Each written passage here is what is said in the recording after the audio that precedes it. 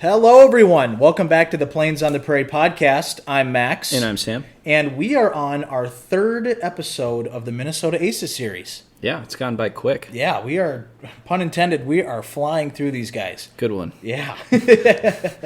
So this one is actually our first Marine Corps ace, not just of the North Dakota not just of the Minnesota series, but from our previous North Dakota one as well. Right. Yeah, it's a little, as we know, Minnesota, more population, but way more diverse group here. And Absolutely. It's going to be a fun series. Absolutely.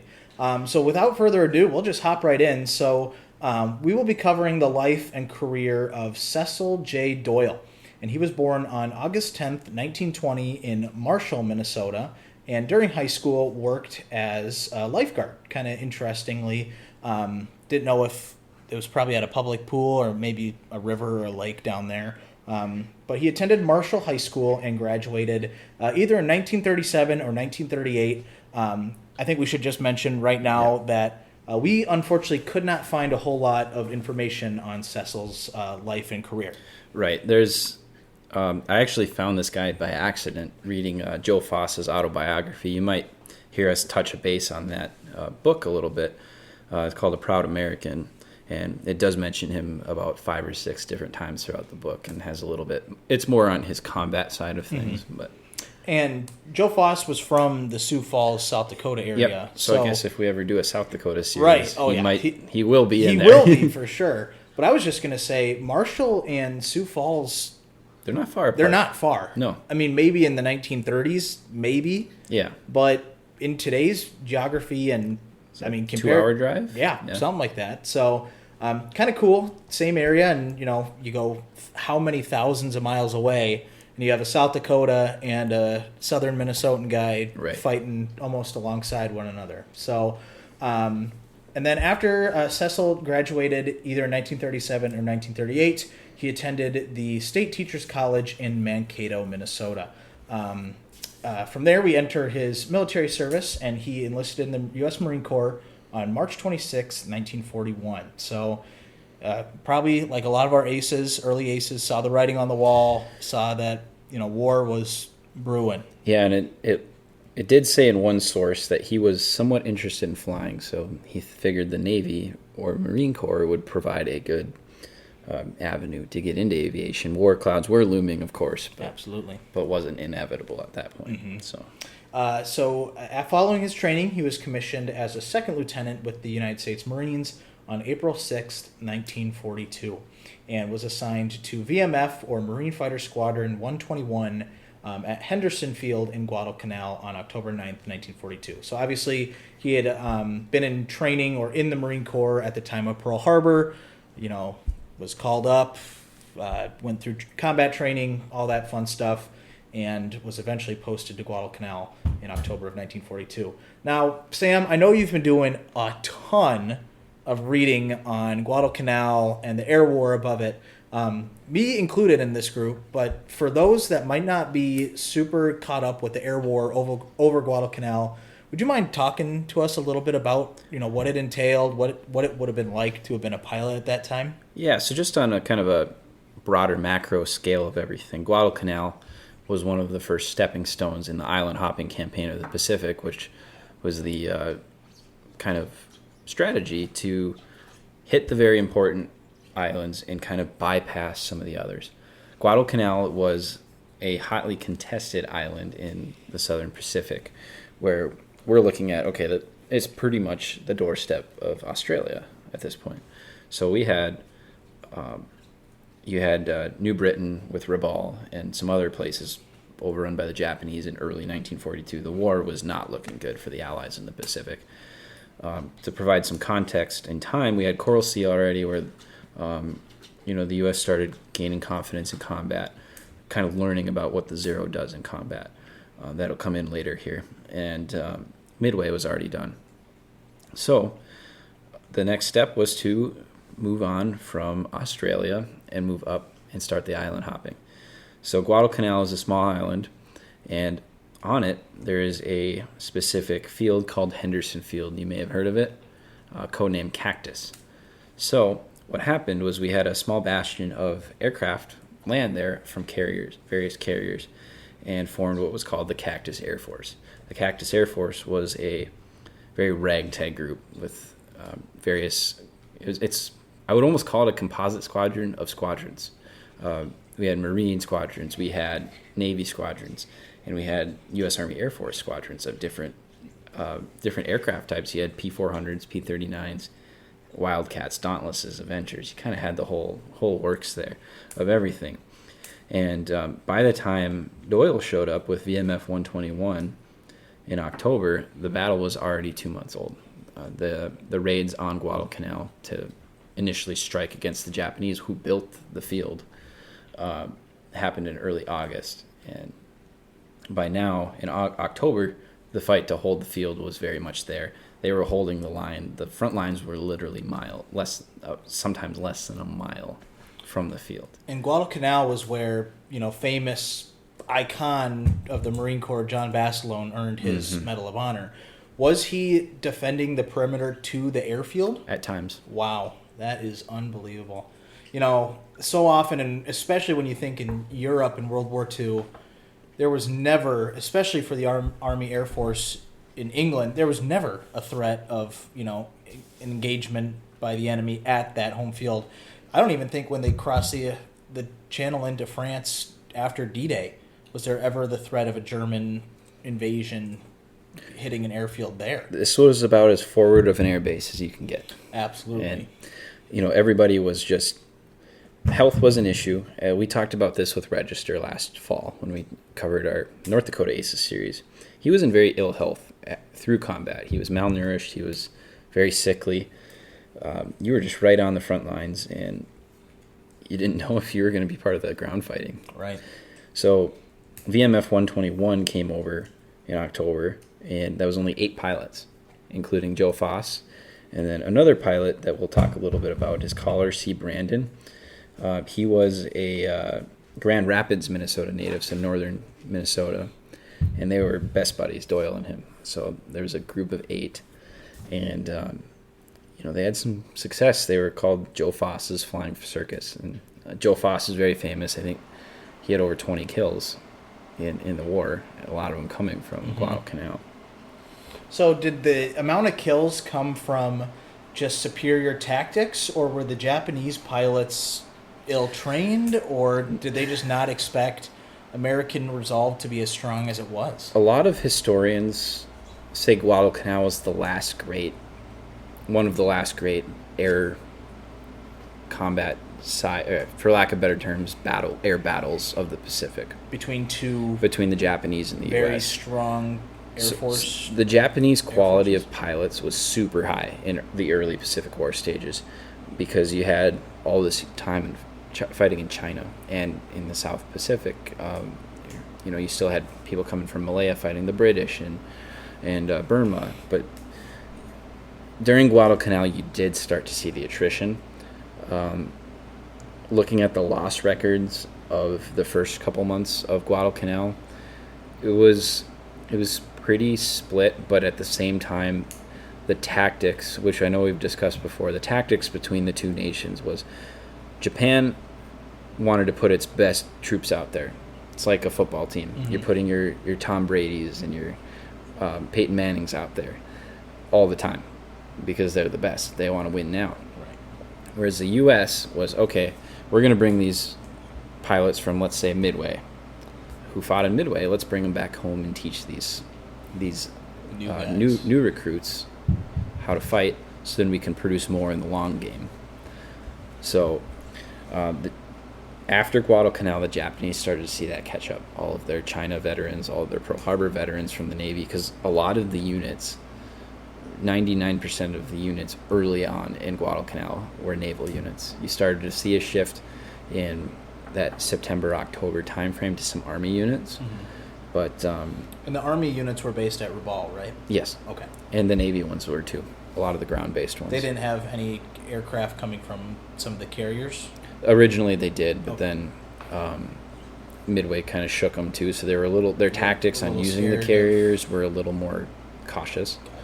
Gotcha. But a lot of these missions flown by the fighter squadrons, such as VMF 121, were escort missions for the Dauntlesses, the Avengers, and the Air Cobras for ground interdiction, and also for going after what was called the Tokyo Express. So the Tokyo Express was just a supply run for all the Japanese troops, and they'd come every night. They were running a gauntlet. A gauntlet, yes, yeah. And also against Bettys. Bettys were constant over the airfield. They weren't the most accurate bombers, but it was more of a psych factor for everybody. I remember reading that, well, I guess this was more the Japanese naval bombardment after they drove off the task force that had been assigned to help, cover the Marine Corps landings. But that was, I think, the first or the last time that U.S. Marine or U.S. military units have actually been shelled from Japanese or enemy ships. Right. And I think, at least the video, or the source that I watched, said that was a lasting impact for those Marines and sailors and Army. Quick shout out, the 164th Infantry Regiment of the North Dakota Army National Guard was the first Army unit anywhere in the United States or during World War II to see offensive action against the enemy, right? Which is super cool for us. I'd say if we weren't an aviation-focused podcast, we could talk about them for an episode, but who knows? Maybe we can one day. Maybe, yeah. So there's just a little context on Guadalcanal for you guys, especially the early stages. So high attrition at this point on the broad scale. Health was deteriorating not only among the infantry but the pilots as well, because they were right there with them. Gotcha. So going back to Cecil, he had all of his victories. Did we say it was about? Did we have a specific number? Was it obviously more than 5? He had 5. He did. Exactly. Okay. And he scored all of them between October 18th through the 25th of 1942. So we're coming up on what, 72 years ago. 72 years. Sorry, forgive my math. So if you guys are catching this on you'll catch this as we release the podcast. We're going to try to theme some of our aces around the time of year we're releasing it. So you'll notice that here coming up on the next few for sure. Yeah. So just little Easter eggs, if we want to call them that. Absolutely. Think about what aircraft you would most commonly associate with Halloween. There we go. Yeah, there you go. All right. So we've been trying, again, Sam and I have been working very hard on researching Cecil's military career. And, like we had said, the Cactus Air Force was a ragtag group. Like, they were recording kills, but it wasn't, it was usually personal accounts. Exactly. Yeah, like Joe Foss has a lot of his set in there, but I don't know how much time you spent, but I spent a good 4 or 5 hours at least trying to just track down the kills. I reached out to some authors. Unfortunately, didn't hear back from them, which is fine. I didn't really expect a quick response, but couldn't find anything. Absolutely. So on November 7th, 1942, maybe we should probably talk about the events leading up to this. So we had mentioned earlier in the episode Kohler C. Brandon, the Grand Rapids, Minnesota native, was shot down and killed on October 14th. And obviously Doyle, it's probably safe to assume that Doyle and Brandon were really close. They were really close. So there's an excerpt out of the book where they were called the Foolish Twins, both Doyle and Brandon. And I've seen conflicting on which one's Fool and which one's Ish, but they had the nicknames Fool and Ish as their call signs. So they were very tight. Very tight. Very close. Yeah. Unfortunately, Brandon was shot down and killed. And from the accounts in the book, what book was that again? A Proud American by Joe Foss. American, thank you. It was said that Doyle was extremely more vengeful. Yeah. Foss grounded him for many missions. The timelines were kind of being a little goofy here, but from what my understanding is, he grounded him for a few missions, and then he got all these kills and was flying a little recklessly, and he eventually paid most likely with his life. Yeah. It said that on November 7th, 1942, he was declared missing in action after ramming a Japanese plane in midair. So And he was seen going down with one wing in 2 different books that I've cross-referenced. Gotcha. So he was declared MIA, but in Proud American, it's presumed that he was killed in that crash. And as far as I'm aware, I don't think they've ever recovered remains. I haven't seen anything, and I looked up on Pacific Rex. Was it over? Did they know if it was over water? It was over water. It was. Yeah. So the likelihood of it being found is slimmer, but you never know. I mean, they're still finding. I mean, they just find Marge? Yeah. Just a little while ago. So anything's possible. It is. So yeah, and as far as we're aware, it's probably safe to assume that his name is listed on the Wall of the Missing at Pearl Harbor or on Oahu in Hawaii. So if you're ever out there, be sure to look up Cecil J. Doyle of the U.S. Marine Corps. Yeah. So now we will shift our focus into covering the history of VMF 121. This is a very extensive history. It is. I know when were researching this, that Marine Corps squadron they're still around, and I think they've seen action in every major engagement that the United States has been in, really since World War II. Yep. They a very distinguished unit, and we're honored to cover them here. So they were initially formed on June 24th, 1941, flying F-4F Grumman Wildcats. So the same plane that Doyle was flying when he was flying with the Cactus Air Force. And then they were one of the first squadrons assigned to the famous Cactus Air Force and arrived at Henderson Field in October of 1942. And I know you had mentioned it when we were talking about the gauntlet that the Tokyo Express had to run, but I think you had mentioned it.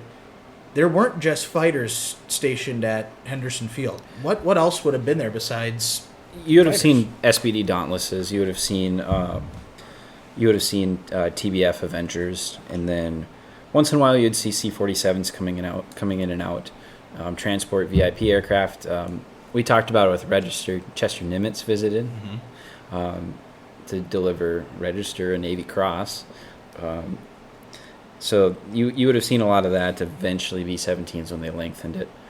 But P-39s... Those long-range ones probably would have been coming from Australia? Most likely Townsville and Darwin, Gotcha. some of the northern bases. I know there's a famous picture of a C-40, or an SBD that literally looks like it was just smashed by a sledgehammer. But I think it was a direct impact from a Japanese bomb. Right. Really, really powerful picture.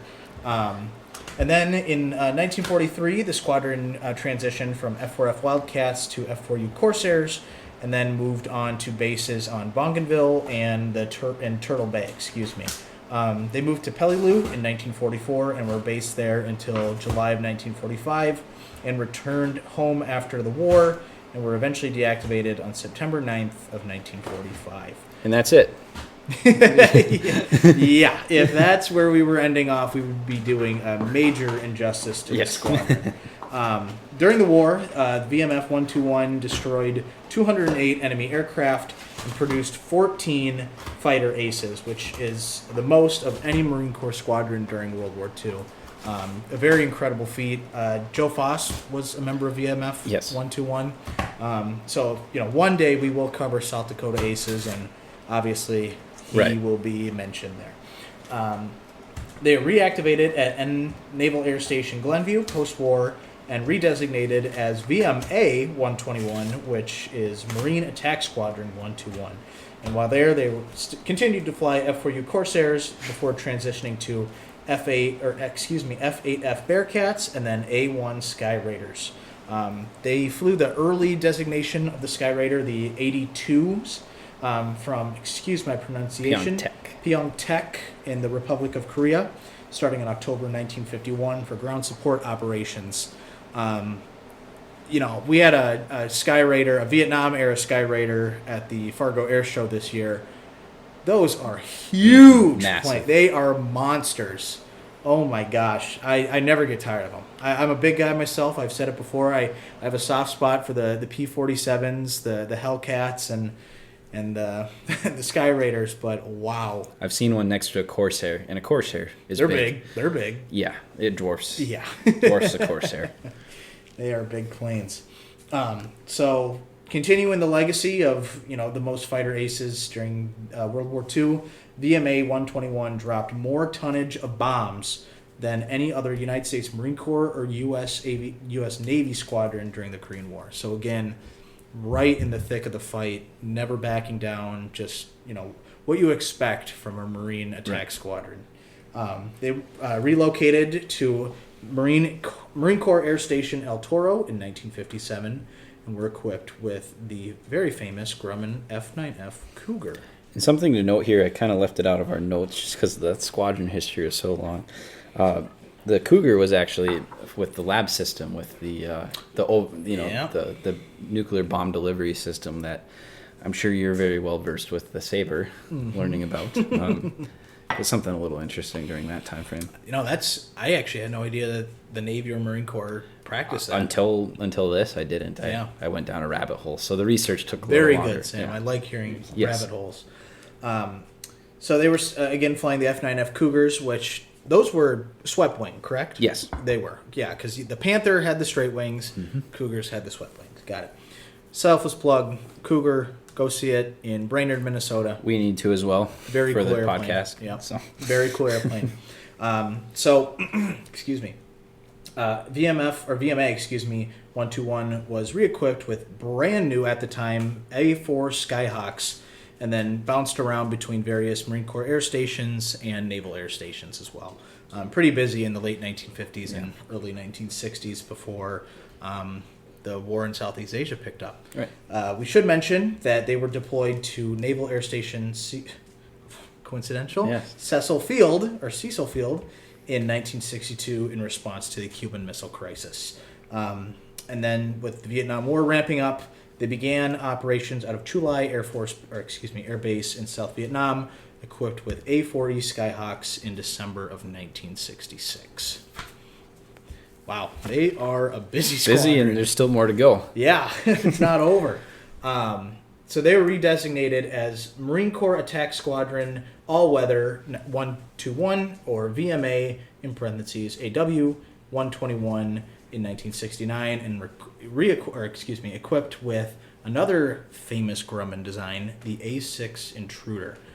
Personally, I love the Intruder. It's cool. It's awesome. Cool. It looks like, I remember as a kid, it looked like a bug, so I was kind of turned off on it, but as I've gotten older, it's like, it was a workhorse. Oh, yeah. Electronic warfare platform, a bomber. Doesn't need to look pretty. It doesn't. It's like the A-10. It doesn't need to look pretty, but it gets the job done. Yeah.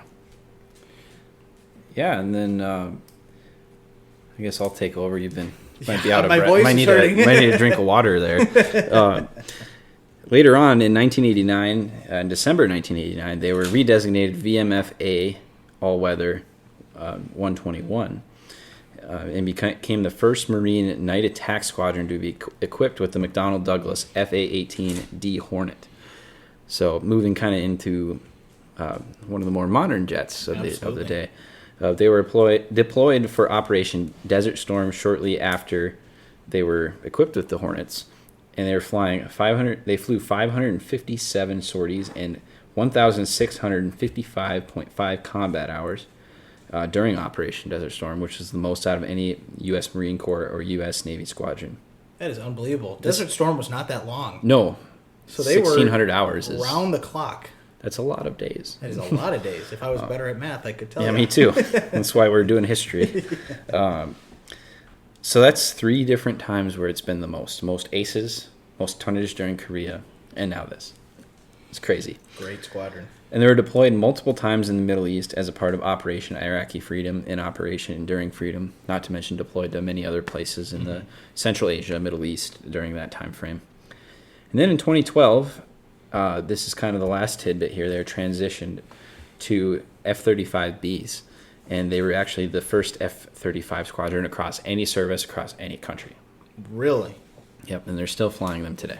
A Marine Corps squadron? Yes. Wow.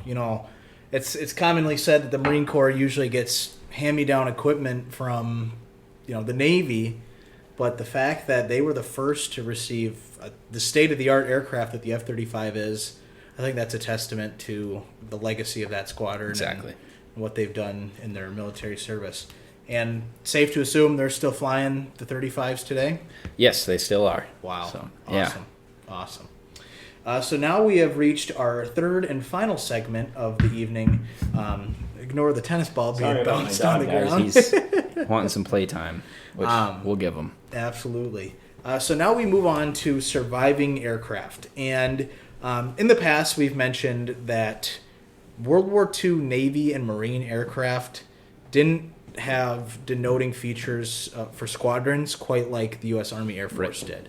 Obviously, we're all familiar with like the blue-nosed bastards of botany and all that fun stuff. But the Marines and Navy just didn't. They lost their color in 1941. Yeah.